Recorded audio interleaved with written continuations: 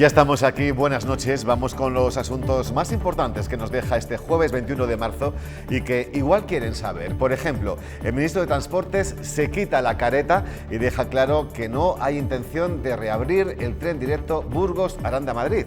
En una entrevista concedida al grupo Promecal, Óscar Puente ha dicho que con el coste que conllevaría, unos 1.300 millones, esta infraestructura no es una prioridad. Toda una declaración de intenciones antes incluso de conocer las conclusiones del informe de viabilidad, un documento que costará más de 300.000 euros a Adif. Y nueva tractorada en Burgos, aunque con menor participación que la del mes pasado. El descontento de agricultores y ganaderos ha vuelto a las calles de la capital. Los profesionales del campo dicen que los compromisos adquiridos no son suficientes, especialmente respecto a las importaciones de países extracomunitarios. Estamos dispuestos a parar. La situación está cada día peor. No podemos ser nosotros los paganinis de la guerra de Ucrania. Nuestros políticos no están a la onda. Y va a acabar muy mal, porque los jóvenes hoy en día estamos hasta la coronilla ya, ¿eh? En cuestión de 24 horas, el Ayuntamiento de Burgos cambia la hoja de ruta con el Skate Park de San Isidro. De no querer acometer ninguna mejora más, pasan ahora a encargar un informe que cuantifique cuánto costaría arreglar la pista de patinaje. Cabe la posibilidad de que si el informe determina pues que el coste es asumible en cuanto, ¿no?, al mantenimiento de la pista, pues que se pueda mantener hasta que podamos tener, en este caso, pues algún otro proyecto entre manos para desarrollar otras pistas de estas características. Y hoy analiza en la actualidad para todos ustedes desde esta mesa Juan Carlos Aparicio. Bienvenido, buenas noches. Buenas noches. A su lado Octavio Ganado, ¿cómo estamos? Buenas noches también. Buenas noches. Vamos a comenzar porque las declaraciones del ministro de Transportes sobre sus intenciones con el tren directo han sentado como un jarro de agua fría. Óscar Puente, en una entrevista al grupo Promecal, ha vuelto a confirmar lo que ya se venía sospechando, que el alto coste que conllevaría su reapertura hace que no sea un proyecto prioritario para su ministerio. Ahí ven el titular, exactamente dice: con estos costes, el directo no es una prioridad.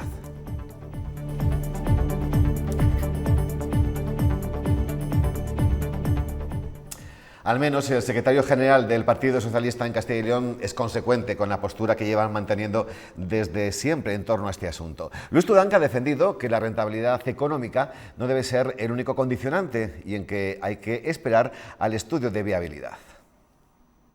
No puede ser que hablemos de rentabilidad económica solo. No puede ser que no esperemos al informe de viabilidad que habíamos conseguido que se empezara a elaborar. No, se trata de rentabilidad social. Es posible, es viable, es conveniente, es útil. Y desde luego nosotros no vamos a cejar en nuestro empeño. Gobierne quien gobierne y sea quien sea el ministro. Valoramos estas declaraciones con el alcalde de Aranda de Duero, Antonio Linaje. Buenas noches y gracias por acompañarnos. Hola, muy buenas noches. Gracias a vosotros por la invitación. Un placer. ¿Sorprendido? Pues la verdad es que sí, muy sorprendido, porque, bueno, desde hace muchos años sabíamos que los distintos gobiernos, tanto del Partido Popular como del Partido Socialista, como es este caso, habían ido frenando, habían parado toda inversión en la infraestructura, pero nunca nadie había dicho claramente que no piensan mover un dedo por la reapertura del ferrocarril. Más aún en este contexto en el que nos encontramos con un estudio de viabilidad en ejecución, en el que, por cierto, desde el Ayuntamiento de Aranda de Duero nos opusimos desde el primer momento y lo que pedimos a la entonces ministra de Transportes, Raquel Sánchez, fue la realización de un estudio de reapertura, puesto que los 6 estudios anteriores habían sido viables. No obstante, ahora nos encontramos que ni siquiera se deja terminar ese estudio de viabilidad, ni siquiera sabemos las conclusiones y ya el ministro parece adelantarlas. Lo cual, por un lado, me sorprende y, por otro, me preocupa muchísimo. ¿Es que acaso, cabe preguntarse, ¿no? Cualquiera podría decir si es que acaso el estudio ya va a estar encaminado hacia las conclusiones que el ministro de Transportes ha comunicado o incluso desea. Sí, eso nos ha llamado la atención a muchos, es decir, teniendo ya esa postura, ¿por qué dar el paso de hacer esa adjudicación para ese estudio de viabilidad, no? Exacto. Además hay que recordar que es que se han hecho, como he dicho antes, otros 6 estudios anteriores. También hay que recordar que en los presupuestos que no van a salir adelante, pero en los presupuestos del 2024, en ese proyecto de presupuestos del Gobierno central, se incluía una partida para el cambio de traviesas en el tramo entre Manzanares, Soto del Real y Aranda de Duero, que es el tramo que actualmente está cerrado. Al mismo tiempo, se hizo hace unos meses, bueno, hace ya más de un año, pero se hizo un estudio de reapertura del túnel y de extracción de la bateadora, con el compromiso claro por parte del Ministerio de Transportes de extraer la bateadora y reparar el túnel. Por lo tanto, estamos recibiendo constantemente información de tipo incongruente y pensamos que, bueno, pues que sea un error del Ministro de Transportes y que rectifique. Alcalde, en la entrevista que ha concedido Puente al Grupo Promecal, el ministro se escudaba también en que la Unión Europea, que no había incluido esta línea en la red global. Bueno, es que de esas declaraciones parece que la Unión Europea es una especie de ente extraterrestre de un gobierno extranjero que viene a indicarnos unas pautas sobre la red de transportes. Vamos a ver, aquí hay que explicar que la Unión Europea está compuesta por los eurodiputados que votamos todos en las elecciones, que por cierto son este año en junio. Y que los eurodiputados también, o que de ese Parlamento Europeo también forman parte los eurodiputados españoles. Aquí hay que recordar que el último intento para que el corredor central, ¿no?, dentro del que se engloba el directo, forme parte del corredor atlántico, la última votación se va a hacer en el Parlamento Europeo, pues está prevista la votación en el mes de abril. Antes justo de las elecciones. Ahí son los eurodiputados, tanto del Partido Socialista como los del Partido Popular, los que tienen la posibilidad de votar enmiendas para que se incluya dentro de ese corredor atlántico. Es decir, la Unión Europea está compuesta por los eurodiputados tanto del Partido Popular como de otros partidos, y es su responsabilidad, y por tanto sigue siendo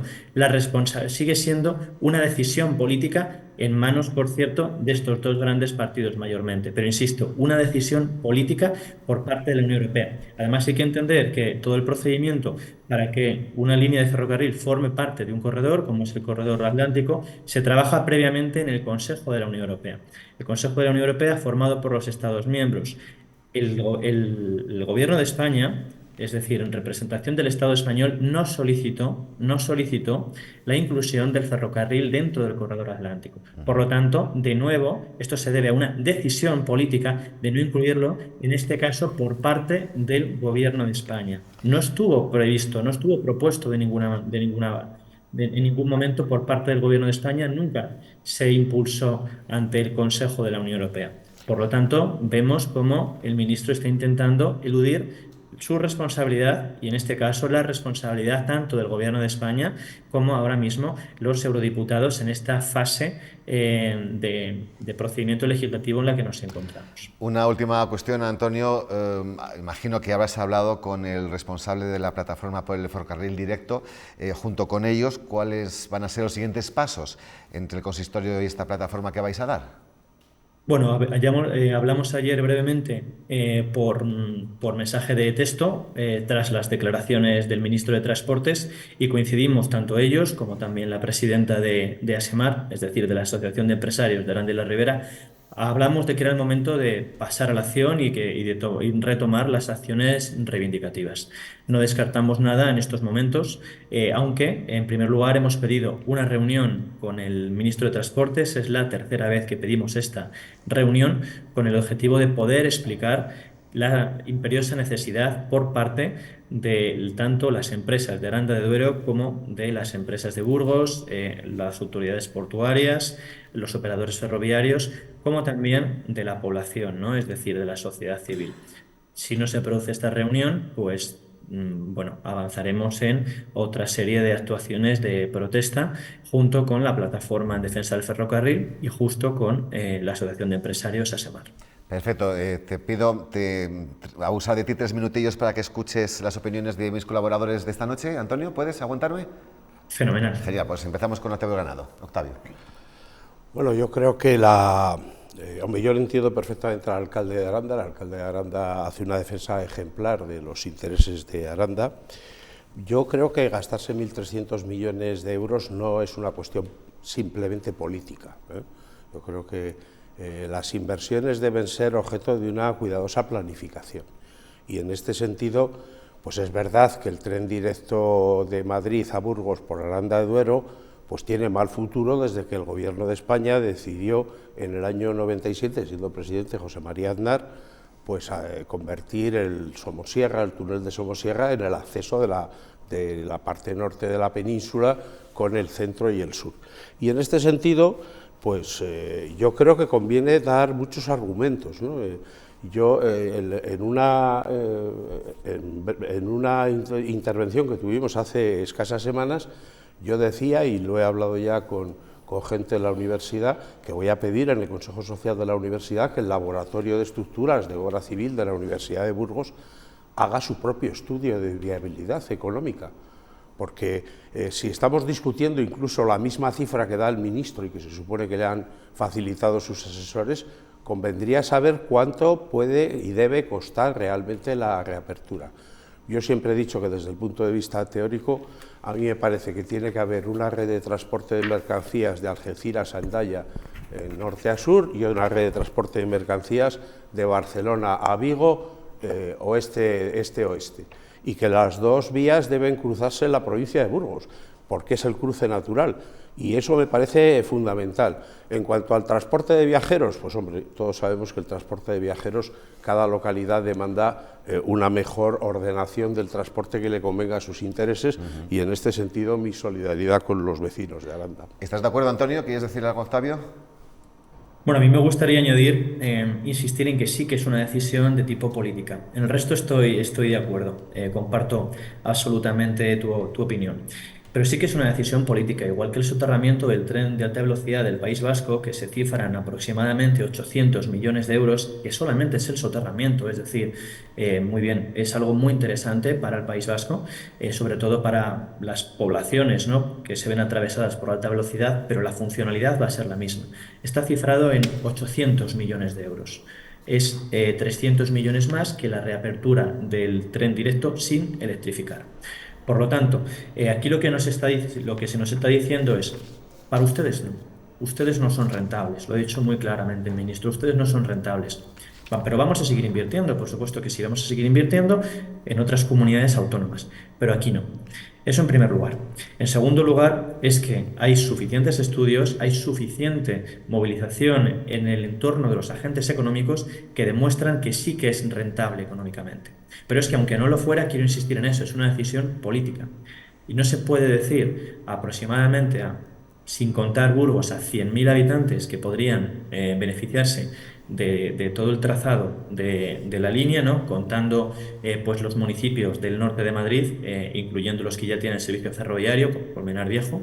No se les puede decir, no, bueno, es que ustedes no son rentables, verán lo que hacen, ¿no? Sus municipios, sus pueblos, sus ciudades están abocadas al abandono, váyanse simplemente a otras ciudades y ya veremos, aquí dejaremos de prestar servicios. Porque el ministro no ha dicho eso, pero son las consecuencias de lo que ha dicho. Aquí tenemos que poner todas las cartas sobre la mesa. Sin el ferrocarril, el futuro va a ser muy oscuro, esa va a ser la consecuencia. Entonces, que el ministro complete todo su argumentario, ¿no?, que complete y sea de la cara y diga, bueno, vamos a hacer esto y va a tener estas consecuencias, porque es muy incauto, es muy ingenuo decir, bueno, o muy sencillo, no va a haber tren, no son ustedes rentables. Bueno, pero es que la consecuencia es esa. De acuerdo. Conocemos la opinión a este respecto de Juan Carlos Aparicio. Juan Carlos, me gustaría intervenir. Alcalde. Sí. Yo estoy encantado de ver al alcalde de Aranda, que es una persona sensata y que defiende como buen alcalde su villa, y me encantó ver a Octavio. Parte del debate lo tuvimos la vez anterior. Que estamos ante una cuestión de decisión política es evidente. Lo primero que ha dicho el señor ministro es que es cuestión de prioridad. Bueno, pues cuestión de prioridad sea decisión política. Segundo, me parece un ejercicio de inconsecuencias. Si tiene tan precisos los datos, ¿para qué encarga un segundo estudio? Y si tiene esos estudios, ¿por qué no permite que se contrasten con la opinión, bien sea de la universidad, bien sea de otras instituciones que puedan decirnos si esas cifras son medianamente fiables o son fruto del deseo de evitar una situación que ya estamos viviendo? No se van a aprobar presupuestos para este año y hay quien se está curando en salud y que supongo que querrá justificar la falta de inversión en proyectos que son importantes. Entonces yo creo, por otra parte, claro, evidentemente, arguir que no está en los planes europeos, si no lo lleva el gobierno y quien ha tenido que tomar esas decisiones en este periodo de tiempo, no estamos hablando del pasado, donde todos habremos cometido errores, y yo el primero. Pero estamos hablando de tiempo reciente, del que podemos recordar, y a mí no se me olvida, si no figura este tramo, es porque no ha querido el gobierno que figure. Desde mi punto de vista, esa es la clave de las declaraciones que ha dado al grupo Bromecal. Efectivamente, no nos olvidemos, si el de casa no confía, ¿cómo va a confiar el de fuera, ¿no? Octavio, muy brevemente. Bueno, yo he sido, como Juan Carlos, alto cargo de la Administración del Estado, y ya me gustaría a mí que las decisiones que toma la Comisión Europea, que es un órgano de comisarios, el comisario de Transportes, estoy seguro de que el alcalde de Aranda sabrá de qué país es, yo no. Y estoy seguro que los que nos escuchan, los oyentes que nos escuchan, no lo conocen. Pues lo normal es que cuando te someten un documento, un plan, una estrategia, el 95% sea el trabajo de los funcionarios del departamento en cuestión.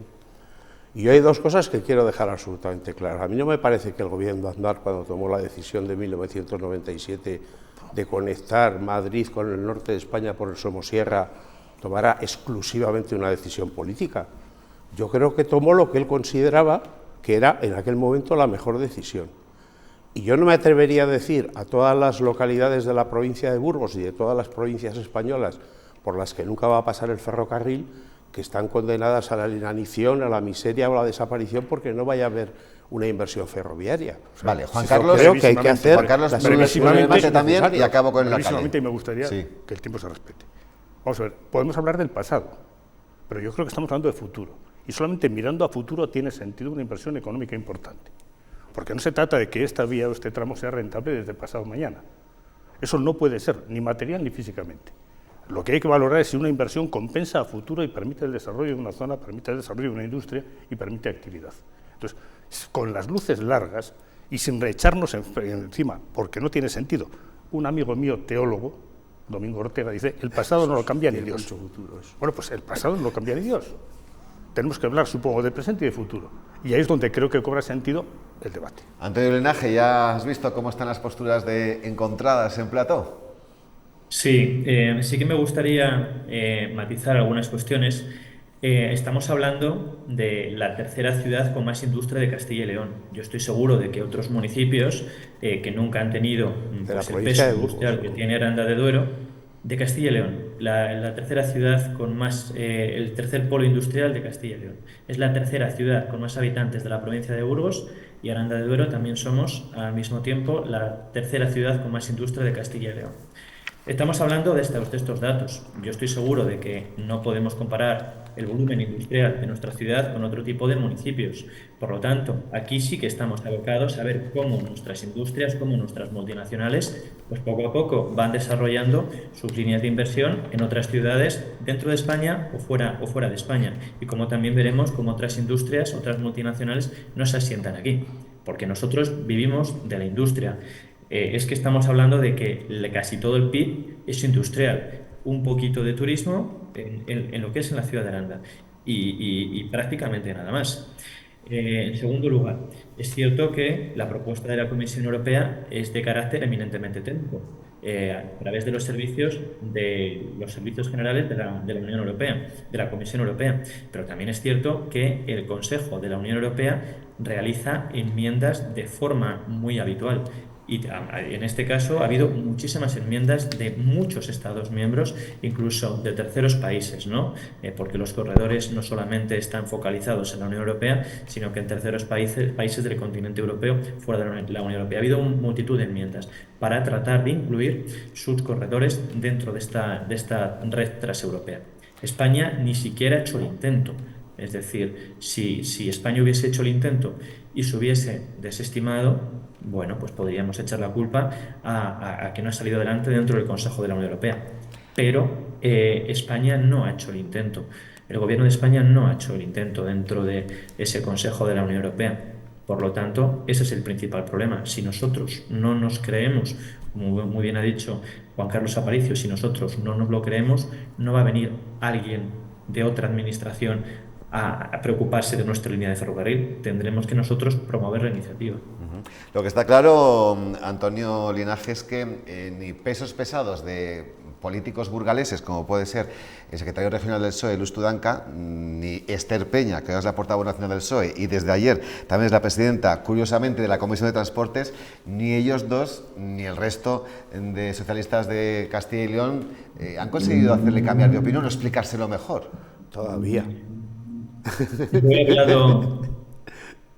He hablado con el secretario general del Partido Socialista, con Luis Tudanca, también a través de mensaje de texto con Esther Peña, a través de Luis Tudanca vía telefónica, también otros representantes del Partido Socialista.